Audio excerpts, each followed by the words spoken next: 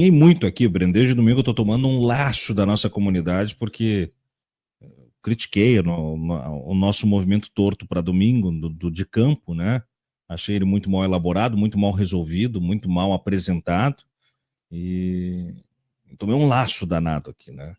Então, por isso eu tenho colhido algumas interpretações dos especialistas e por isso fiz a pergunta, para justamente, né, operar até a reflexão própria, né? Se de fato eu jamais estou aqui desvalidando um movimento político de tentar ativar as ruas, não é isso, né?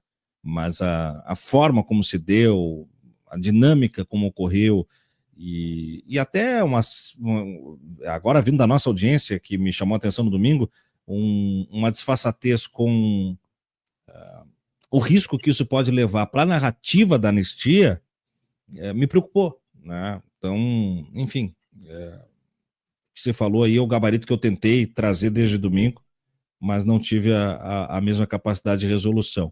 E na coisa da anistia, tem um outro episódio, Breno, que também chamou a atenção de ontem para hoje, né?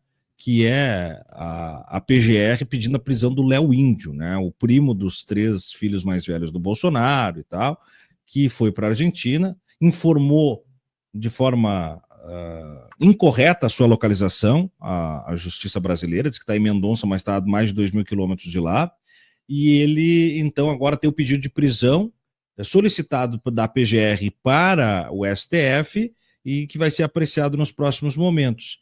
É claro que a gente está falando de um cara que está sendo investigado por conta dos atos golpistas, o Bolsonaro, do 8 de janeiro em especial, o Bolsonaro tenta se deslocar do 8 de janeiro, mas ele tem um sobrinho, né, sendo procurado pela justiça, um cara que sempre esteve muito próximo dos filhos, em especial do Carlos, e que, por óbvio, né, está nas ações, enfim, fundamentadas pelo núcleo duro da família Bolsonaro. Como é que você vê esse momento da PGR pedindo a prisão de um familiar do Bolsonaro? Olha, a PGR está cumprindo o manual, né? Não há um erro ou pelo menos até onde alcanço meus olhos, não há um erro no procedimento da PGR. A PGR está seguindo a norma do jogo, está seguindo a lei. Né? Tampouco creio que isso vai ter qualquer efeito político. Nós estamos... Esse jogo dos processos judiciais, para cá, para lá, ele é um jogo com pouco efeito sobre a sociedade, sobre as massas do povo.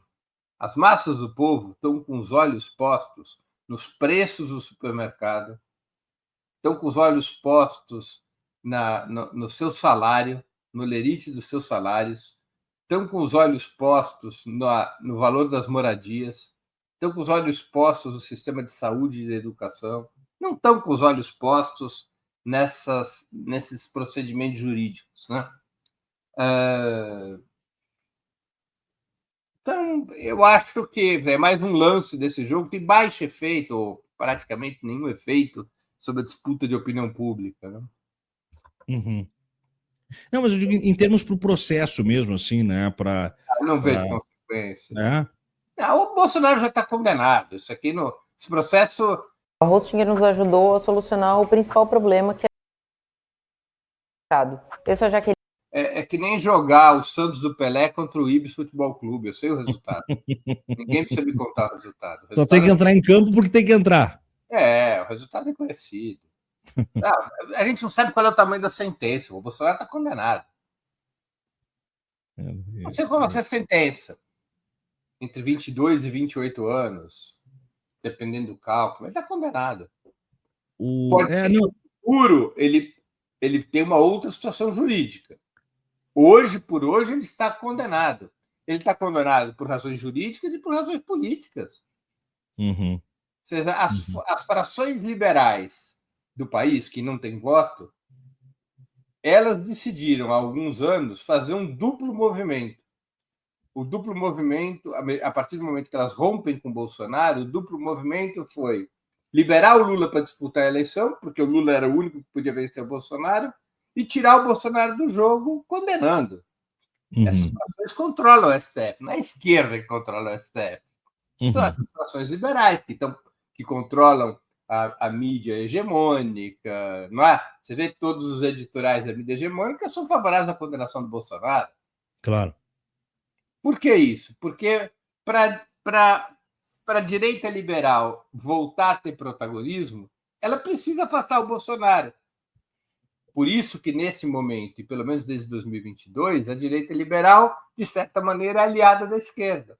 Porque a esquerda também queria derrotar o Bolsonaro, também quer derrotar o Bolsonaro. Então, a direita liberal, ela depois de anos enfrentando duramente Lula e o PT, depois de anos tentando destruir o PT com o mensalão, com o golpe contra a Dilma, com a Lava Jato, ela se viu numa situação super delicada, porque em 2018 ela perdeu o protagonismo. A direita liberal achava que, destruindo o PT, ela recuperaria o governo do país com o PSDB, com a União Brasil, que antes chamava Democratas, antes ainda PFL, com o MDB, com o PSD, esse bloco da direita liberal, ela voltaria ao governo destruindo o PT. Mas em 2018 eles tomaram um susto, a extrema-direita correu por fora, destituiu a direita liberal do comando do campo conservador e a direita liberal virou pó.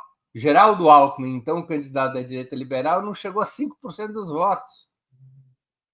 Aí houve uma mudança importante na vida política do país, a substituição da direita liberal pela extrema-direita no comando do campo conservador. A direita liberal tentou domesticar o Bolsonaro, tentou se entender com o Bolsonaro nos primeiros meses, aí veio a pandemia, a direita liberal não se colocou em oposição aberta a Bolsonaro, a direita liberal também não quis avalizar os movimentos do Bolsonaro que poderiam levar a uma mudança do regime político. E aí a direita liberal disse, olha, nós não temos força para derrotar o Bolsonaro, enquanto o Bolsonaro existir, a gente não vai voltar a ter protagonismo, a saída agora é apoiar o Lula para derrotar o Bolsonaro, e depois que a gente tiver derrotado o Bolsonaro, a gente volta a lutar contra o Lula. Então essa direita liberal mudou de posição. Ao mudar de posição, isso teve efeito sobre a Corte Suprema. Os ministros liberais da Corte Suprema acompanharam esse espírito.